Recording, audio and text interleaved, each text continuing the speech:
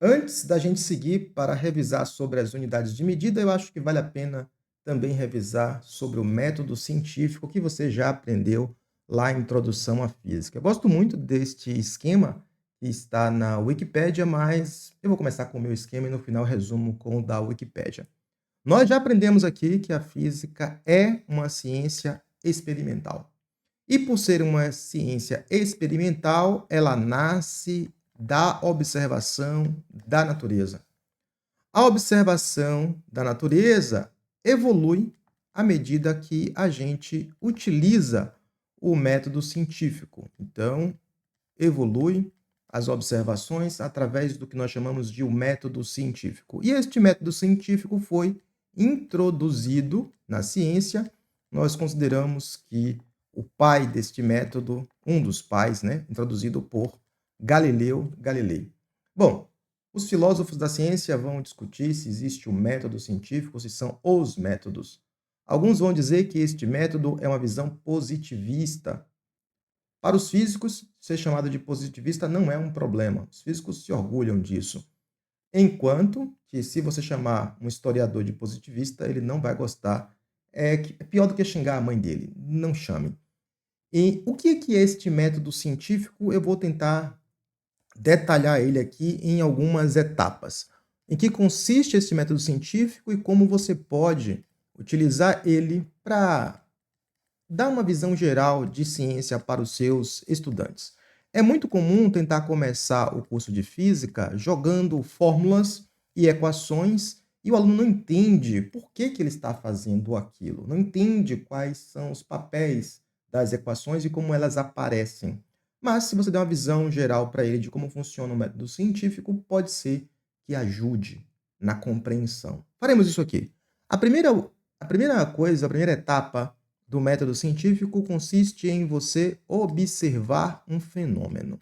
Você escolhe um fenômeno para ser observado, qualquer um. Por exemplo, eu vou escolher aqui a queda dos corpos. Gosto de começar com esse porque é bem legal.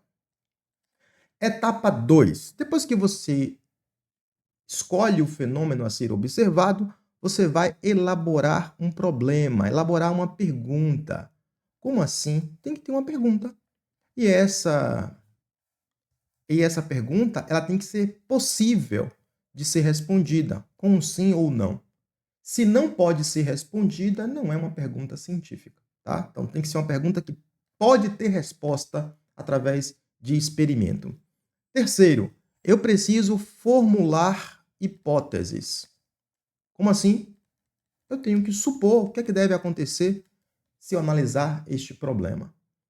Etapa 4 consiste em, se possível, sempre que possível, realizar experimentos. Quando não dá para fazer experimentos reais, nós tentamos fazer experimentos mentais e seguir a lógica. Às vezes a lógica nos engana um pouco. Em física, a gente só considera que realmente é ciência quando eu posso levar para o laboratório e testar. Se eu não posso testar, fica ali somente nas hipóteses. Etapa 5 consiste em você analisar os resultados dos experimentos. Analisar os resultados. Depois que você analisa os resultados, você vai chegar provavelmente a alguma conclusão. Alguma conclusão se responde ou não às suas perguntas, a sua pergunta e as suas hipóteses. Ainda vou colocar aqui mais duas etapas que é muito comum hoje em dia, que você precisa publicar. Você precisa publicar um artigo em uma revista para que os seus pares avaliem, tentem reproduzir se você fez alguma besteira. E, por último, você precisa revisar, revisar, revisar, revisar e revisar bastante para continuar validando aquelas suas observações. A ciência, ela é possível, é passível, ela é passível de revisão. Ela tem que ser passível de revisão. Tá? Você não pode ter uma afirmação que ela é, por definição, para sempre. As pessoas podem questionar. Se não pode questionar, não é ciência, é fé. Então, essas aqui são as etapas básicas do método científico. Você encontra, inclusive, aí em qualquer manual de feira de ciências. Vamos aqui tomar um exemplo prático. Eu vou escolher como um exemplo prático, né, para poder aplicar isso. Eu posso fazer isso com qualquer coisa. em ciência, seja em física, em química, em biologia, até mesmo em engenharia, eu vou utilizar como exemplo a queda dos corpos. Eu gosto de fazer isso logo na aula introdutória, porque surpreende os alunos como a nossa intuição pode falhar. Então, na nossa etapa um, que é o primeiro, nós vamos escolher o fenômeno queda dos corpos. Vou repetir aqui. Queda dos corpos. Este é a minha etapa um. Etapa 2. Eu preciso, na etapa 2, elaborar uma pergunta. E qual a pergunta que eu posso fazer? Posso me perguntar assim: será que o peso influencia na queda dos corpos? Então você vai lá e escreve a sua pergunta. O peso influencia na queda dos corpos? Aí você joga isso lá para o seu aluno. Ele vai pensar. Geralmente, o aluno vai dizer: sim, os corpos mais pesados caem mais depressa. Normalmente é isso que vem no ensino médio, até mesmo em cursos de graduação introdutório. Então, essa é a pergunta. Aí você, então, vai elaborar as suas hipóteses. Quais são as hipóteses? Sim, o peso influencia. Não, os corpos caem com a mesma velocidade. Então, existem duas possibilidades aí. Sim, e existe a possibilidade não, tá? E uma justificativa. 4. Você precisa realizar experimento. Neste caso, eu vou pedir que você faça aí mesmo, na sua casa. Faça você mesmo ou desafie o seu aluno a fazer. Como assim? Você pega uma folha de papel, você pega 100 folhas de papel ou um livro e pergunte ao seu aluno: se eu deixar cair uma folha de papel e deixar cair um livro com 200 folhas de papel, quem chega no chão primeiro? O aluno vai dizer, sem sombra de dúvida, o livro.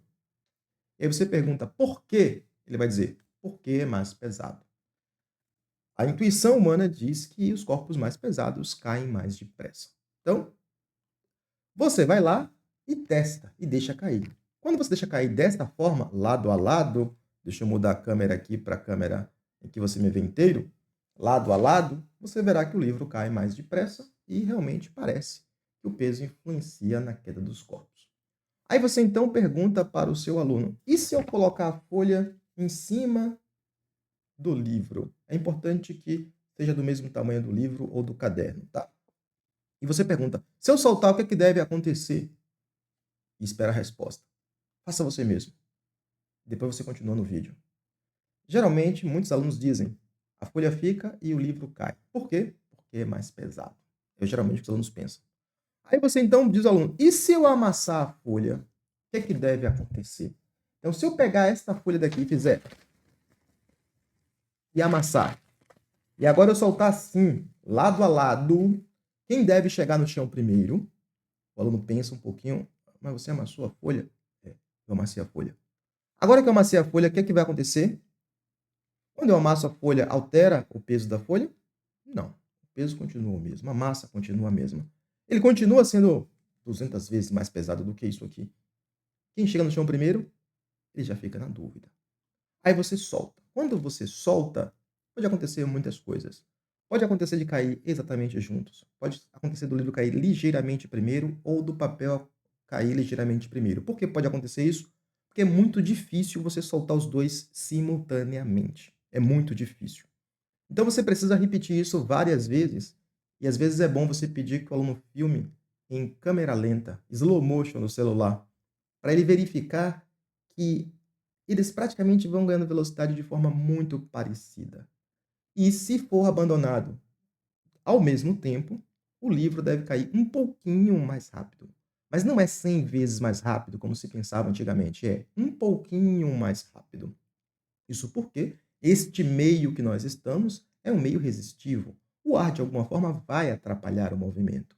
Então, quando eu solto a folha aberta do lado, o ar atrapalha muito. Quando eu coloco em cima, o ar praticamente não atrapalha, não tem como atrapalhar. Quando eu coloco do lado, o ar vai atrapalhar os dois. E aí faz diferença, sim. Se você pudesse abandonar os dois simultaneamente no vácuo, aqui não é vácuo, Mas se fosse no vácuo, os dois caíam ao mesmo tempo. Rola no Instagram, rola no TikTok, rola no YouTube, um experimento que é feito com uma bola de boliche e uma pena em um lugar que foi feito o vácuo. E os dois caem com a mesma velocidade. Então é bom testar. Você precisa testar o experimento. Uma vez que você testou o experimento, deixa eu voltar para o meu caderno, você então vai avaliar o que aconteceu. Etapa 5, você precisa analisar os resultados. Então, o que foi que aconteceu? Por que aconteceu? Quais são os fatores que atrapalharam este experimento ou esta observação? A etapa 5. Na etapa 6, você vai chegar a alguma conclusão.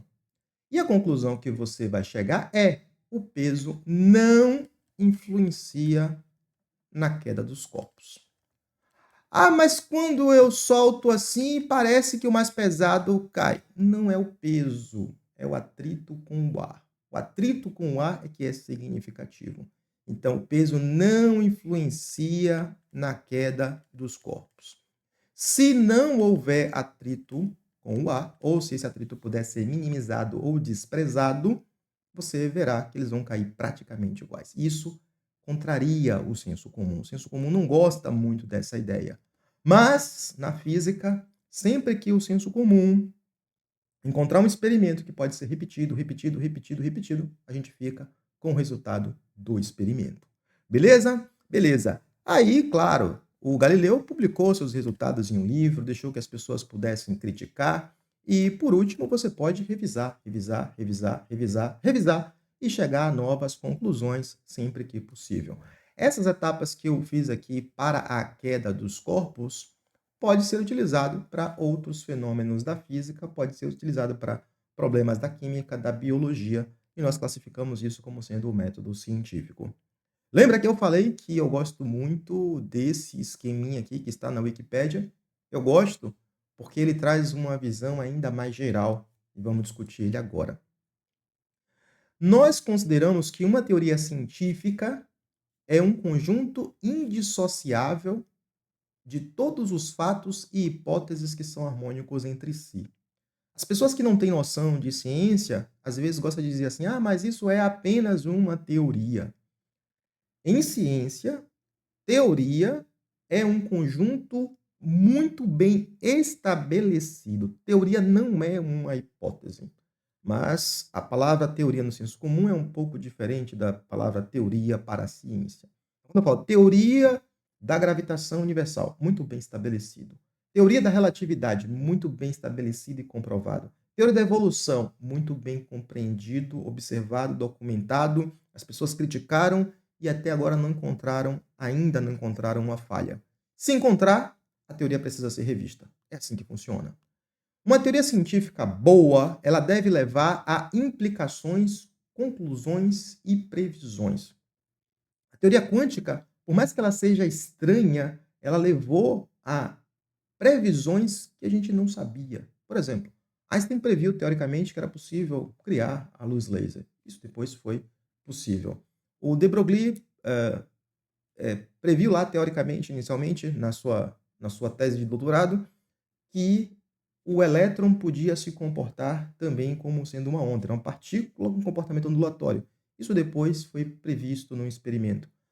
Foi previsto, teoricamente, que deveria existir uma antipartícula, um antielétron. Isso depois foi detectado em um experimento. A teoria é boa quando ela leva a boas previsões. E essas previsões e implicações sempre vão conduzir a experimentos que vão gerar novas observações que devem ser submetidos a uma análise lógica rigorosa e normalmente leva a novos fatos. Se esses novos fatos corroboram com a teoria, maravilha! Significa que a teoria é boa e você continua fazendo. Se você encontrar que esses fatos não corroboram com a teoria, então você precisa reciclar suas hipóteses. Ao reciclar as suas hipóteses, você vai fazer novas observações que devem ser sistemáticas, controladas. Sempre deve levar a fatos que são verificáveis. Não adianta você fazer hipóteses que não podem ser verificadas. Hipóteses que não podem ser verificadas não são hipóteses científicas, tá? Deixa isso bem claro. O universo é permeado por uma substância indetectável. Se é indetectável, eu não posso fazer nada. Não é ciência. As hipóteses têm que ser testáveis e deve ser possível de ser falseada. Deve existir alguma maneira de você tentar negar.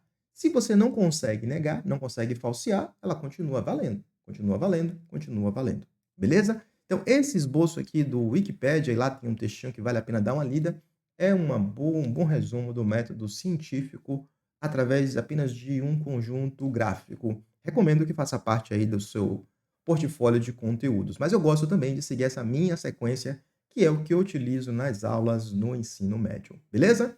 Quero saber se você gostou desta aula, se gostou desta forma. E agora sim, vamos entrar para valer no conteúdo do capítulo, falando e revisando sobre as unidades de medida. Até a próxima aula.